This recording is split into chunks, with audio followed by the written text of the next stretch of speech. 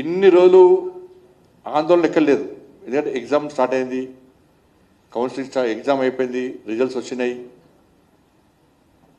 Counselling సిద్ధమవుతున్నారు. ఇన్ని రోజులు దేశవ్యాప్తంగా ఇక్కడ ఆందోళన సరే ఇబ్బంది కంపల్సరీ ఉంటుంది, బాధపడాల్సిందే, అందరూ కూడా బాధపడాల్సిందే వాస్తవం కూడా. కానీ అయినప్పుడు కూడా ఢిల్లీ కేంద్రంగా విద్యార్థులు ఆందోళన చేస్తున్నారు, దీక్ష చేస్తున్నారు. దానికి ప్రభుత్వం పర్మిషన్ ఇచ్చింది, పోలీస్ సెక్యూరిటీ ఇచ్చింది, అన్ని రకాల సహకరిస్తామని చెప్పినాం, ప్రభుత్వం చెప్పింది.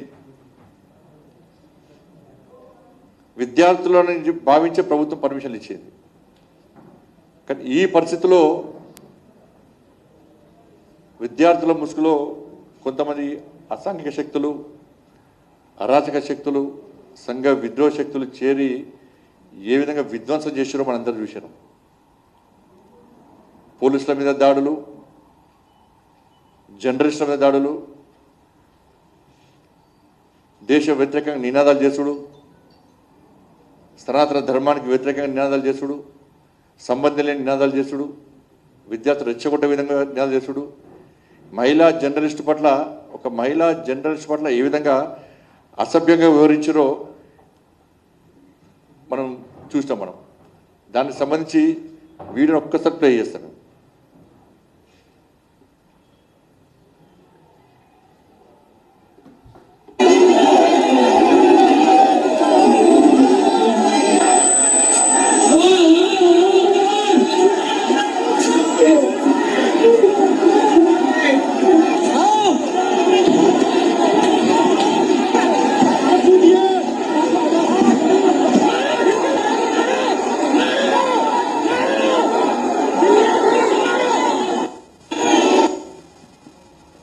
దాదాపు 118 మంది పోలీసు అధికారులు గాయాలైనాయి, తలలు ఒలిగినాయి, జర్నలిస్టులకు గాయాలైనాయి. కానీ ఎక్కడ కూడా పోలీసు సమయంతో వ్యవహరించారు. ఎక్కడైతే సంఘ విద్రోహ శక్తులకు రమ్మంటారో అక్కడ మాత్రమే ఎక్కడ ఫైరింగ్ కూడా చేయలేదు. పార్లమెంటు దర్జాలోకి వచ్చి పార్లమెంటు ముట్టడి చేస్తాం, పార్లమెంటుకు చోరబడతాం అనే పరిస్థితులు కూడా ఎక్కడ పోలీస్ ఫైరింగ్ కానీ ఎలాంటి చేయలేదు. సంఘ విద్రోహ శక్తులకు విద్యార్థులు కాదు, వీళ్ళు సంఘ విద్రోహ శక్తులకు రమడుతుందని చెప్పి భావించి అక్కడక్కడ లాఠీ చార్జ్ చేసేది తప్ప వేరే జరగలేదు. మీరు చూడండి, దీనికి అంతటి కారణము నిన్న ఢిల్లీ పోలీస్ 480 పాకిస్తాన్కి సంబంధించినటువంటి సోషల్ మీడియా అకౌంట్స్ బ్లాక్ చేసింది. 480 అకౌంట్స్ బ్లాక్ చేసింది. ఆ రోజు అలజడికి, తప్పుడు ప్రచారాలకు, అవాస్తవాలను ప్రచారం చేయడానికి అది ప్రధాన కారణం. కేవలం గుర్తించిన 480 కేవలం పాకిస్తాన్ నుంచి, ఇతర దేశాలు కూడా ఇలా ఎంక్వైరీ చేస్తూ ఉన్నారు. ఇవాళ కాబట్టి ఇటువంటి పరిస్థితుల్లో అక్కడక్కడ లాఠీ చార్జ్ చేయాల్సి వచ్చింది. అంతే తప్ప విద్యార్థులను కొట్టాలి అని కాదు. దెబ్బలు తిన్న వాళ్ళు సగం మంది కూడా ఎవరు విద్యార్థులు కాదు, అలా కొంతమంది ఉండొచ్చు. ఇవాళ మేము అడుగుతున్నాం, ఇవాళ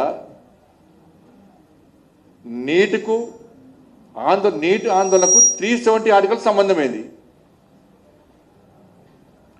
నీటికి ఆజాద్ కాశ్మీర్కు సంబంధమైంది. నీటుకు బంగ్లాదేశ్కి సంబంధమైంది, నీటుకు పాకిస్తాన్ సంబంధమైంది, నీటుకు నేపాల్ సంబంధమైంది, నీటుకు శ్రీలంకకు సంబంధమైంది, నీటుకు సనాతన ధర్మానికి సంబంధమైంది, నీటుకు శ్రీరామచంద్రునికి సంబంధమైంది, నీటుకు సీతమ్మవారికి సంబంధమైంది, నీటుకు దేశ వ్యతిరేక నినాదాలకు సంబంధమైంది దాని గురించి. ఇవాళ నీటుకు వల్ల అన్యాయానికి గురైనటువంటి విద్యార్థులు ఉంటే వాళ్ళు ఎవరు కూడా నిజంగా విద్యార్థులు చేసేవాళ్ళు కాదు. వాళ్ళు నీటు విద్యార్థులు బాధపడి ఆందోళన చేస్తే వాళ్ళ చేతిలో రాళ్ళు ఉండయి, విద్యార్థుల చేతిలో రాడ్లు ఉండయి, విద్యార్థుల చేతిలో ఆయుధాలు ఉండయి, విద్యార్థుల చేతిలో కట్టెలు ఉండయి. విద్యార్థులైతే వాళ్ళందరూ డాక్టర్ కావాలనుకుంటున్నారు. మేము కష్టపడకుండా మాకు అన్యాయం జరిగింది, మేము డాక్టర్ కావాలనుకున్న కాలేకపోతుందని చెప్పి ఆవేదనతో ప్రభుత్వానికి వ్యతిరేకంగా నినాదాలు చేయవచ్చు. వాళ్ళకున్న బాధలను ఒక రకంగా నినాదాలు ఇవ్వచ్చు. అంతేగాని విద్యార్థులు ఎవరో రాళ్ళు పట్టారు, ఆయుధాలు పట్టారు, కట్టెలు పట్టారు.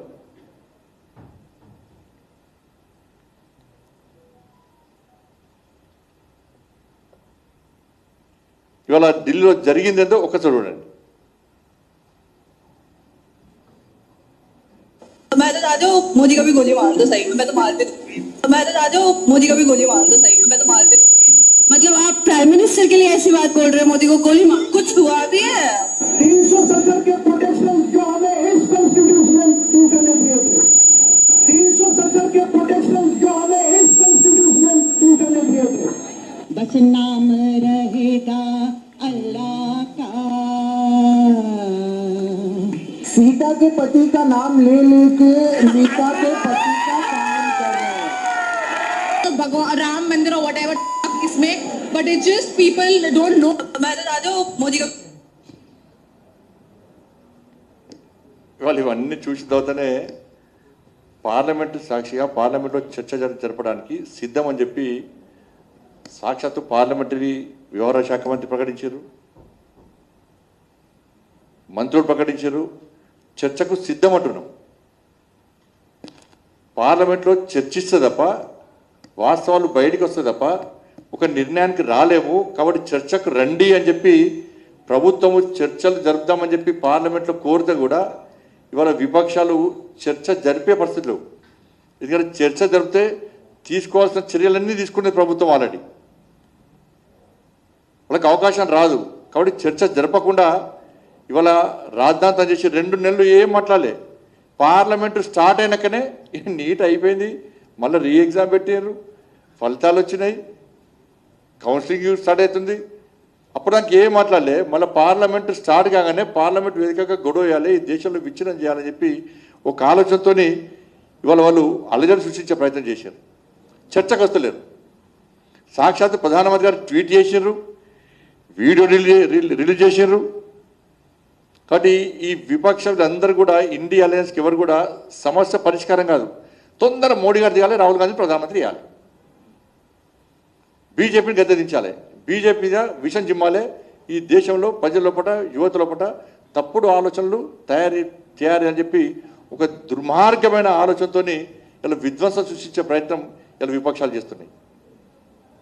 అందుకే ప్రధానమంత్రి రాజీనామా చేయాలి అవి అంటున్నారు. ఇవాళ నాకు తెలిసి దేశంలో పేపర్ లీక్ అని రాష్ట్రం అయితే లేదు, ఉంటే ఒకటి ఉండవచ్చు. యూపీ హయాంలో 72 సార్లు పేపర్ లీక్ అయినాయి, 72 టైమ్స్. మరి ఆ రోజు మన్మోహన్ సింగ్ గారు రాజీనామా చేయాలి, ఆ రోజు విద్యాశాఖ మంత్రి రాజీనామా చేయాలి. ఇలా రాజస్థాన్లో అశోక్ గెహ్లోట్ సీఎం ఉన్నప్పుడు 18 సార్లు పేపర్ లీక్ అయింది, 18 టైమ్స్. 21 టైమ్స్ ఎగ్జామ్స్ పెడితే 18 టైమ్స్ పేపర్ లీక్ అయింది రాజస్థాన్లో కాంగ్రెస్ పార్టీ ప్రభుత్వంలో. మరి ఆ రోజు ప్రధానమంత్రి రాజీనామా చేయాలి, అశోక్ గెహ్లోట్ రాజీనామా చేయాలి. ఆ రోజు ఇదే రాహుల్ గాంధీ గారు, ఇదే ప్రియాంక గాంధీ గారు ఏమన్నారు ఒకసారి చూడండి. 18 టైమ్స్ లీక్ అయితే. A process diverged from the machinery of an elected government that seeks to undo the checks and balances created to protect the supremacy of Parliament of this House sets a dangerous precedent for our democracy. आपको मालूम है paper leak की बड़ी समस्या है। गहलोत जी भी जानते हैं कि राजस्थान में भी पेपर लीक हुए थे और ये एक बड़ी समस्या पूरे देश में है, सिर्फ एक प्रदेश की समस्या नहीं है। और बहुत इसको रुकवाने की कोशिश चाहे कितना भी की होगी गहलोत जी ने, लेकिन फिर भी बार बार ये हो रहा था।